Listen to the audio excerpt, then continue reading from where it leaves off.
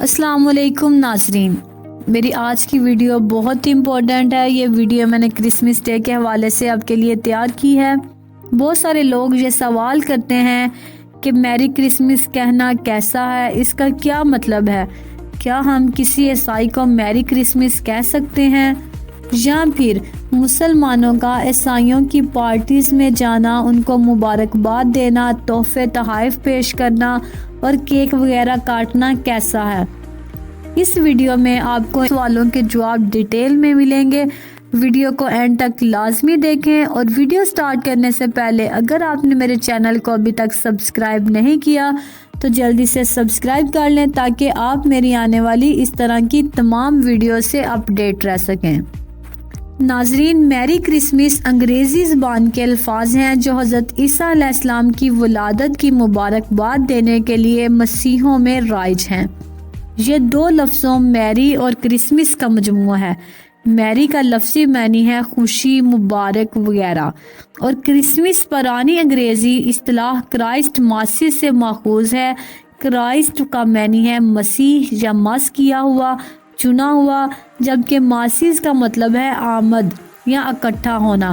گویا کرسمس کا لفظی معنی ہوا مسیح کی آمد یا مسیح کی پیدائش، یعنی حضرت عیسیٰ علیہ السلام کی پیدائش۔ یعنی میری کرسمس کا ترجمہ اللہ نے بیٹا جنا نعوذ باللہ کسی معتبر لغت سے ثابت نہیں ہوتا، بلکہ اس کا مطلب ہے عیسیٰ علیہ السلام کا یوم پیدائش مبارک ہو۔ لیکن دوسری طرف دیکھا جائے تو عیسائی چن کے حضرت عیسیٰ علیہ السلام کو اللہ کا بیٹا مانتے ہیں، اور ان کا یہ عقیدہ ہے کہ حضرت عیسیٰ علیہ السلام کی پیدائش 25 دسمبر کو ہوئی، اور وہ اس خوشی میں اس دن کو مناتے ہیں۔ تو بالواسطہ میری کرسمس کا مطلب یہ ہوا کہ نعوذ باللہ اس دن کو یا اس تاریخ کو اللہ تعالیٰ کا بیٹا ہوا۔ کیونکہ یہ ان کا عقیدہ ہے، لہٰذا میری کرسمس کہنا جائز نہیں ہے۔ عیسائی چن کے معاذ اللہ حضرت عیسیٰ علیہ السلام کو اللہ تعالیٰ کا بیٹا مانتے ہیں، اور 25 دسمبر کو حضرت عیسیٰ علیہ السلام کی پیدائش کی خوشی میں یہ تہوار مناتے ہیں، جس سے یہ بات بالکل واضح ہو گئی کہ عیسائیوں کا کرسمس نامی تہوار ان کے مشرکانہ اور کفریہ عقائد پر مبنی ہے۔ لہٰذا عیسائیوں کو ان کے اس تہوار کی مبارکباد دینا گویا ان کے نقطۂ نظر کی تائید کرنا ہے، اس لیے کرسمس کی مبارکباد دینا جائز نہیں، کیونکہ اللہ تعالیٰ پاک ہے اس سے جو یہ شرک کرتے ہیں۔ قریب ہے کہ اس بات سے آسمان پھٹ پڑے اور زمین شک ہو جائے اور پہاڑ گر کر ریزہ ریزہ ہو جائیں کہ دعویٰ کیا انہوں نے رحمان کے لیے اولاد کا۔ اس لیے مسلمانوں کو اس تہوار پر عیسائیوں کو مبارکباد نہیں دینی چاہیے۔ دوسری طرف کرسمس کے موقع پر چرچ جانا، ان کے اعمال اور افعال کو دیکھنا، ان کو تحفے تحائف پیش کرنا، اس کے بارے میں بھی حدیث شریف میں آیا ہے کہ جو شخص کسی قوم کی تعداد میں اضافے کا سبب بنا، اس کا شمار اسی قوم میں ہوگا۔ معلوم ہوا کہ کرسمس کے موقع پر چرچ جانا اور ان کی مذہبی تقاریب کو دیکھنا ان کے تہوار کی رونق میں اضافے کا سبب ہوگا، جو بلا شبہ ناجائز اور گناہ کا کام ہے، جس سے اجتناب کرنا ضروری ہے۔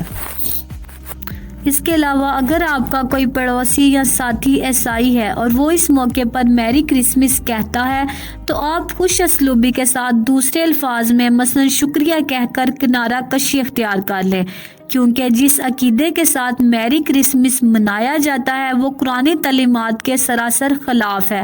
آپ کو اپنے پڑوسی یا ساتھی کی فکر ہو سکتی ہے، لیکن دوسری طرف اللہ کی ناراضگی اور سخت عذاب کا بھی معاملہ ہے، اس لیے واضح الفاظ میں ان سے کہہ دیا جائے کہ ہمارا یہ عقیدہ ہے کہ حضرت عیسیٰ علیہ السلام باوجود یہ کہ اللہ تعالیٰ کے ایک برگزیدہ رسول ہیں اور نبی ہیں، مگر وہ اللہ تعالیٰ کے بیٹے نہیں، اور ہمیں ان کافروں کی ناراضگی کی بجائے اللہ تعالیٰ کی ناراضگی کی فکر ہونے چاہیے، کیونکہ اللہ تعالیٰ فرماتے ہیں اے ایمان والو کافروں کو دوست نہ بناؤ، اور فرمایا گناہ کے کاموں میں ایک دوسرے کی مدد نہ کرو۔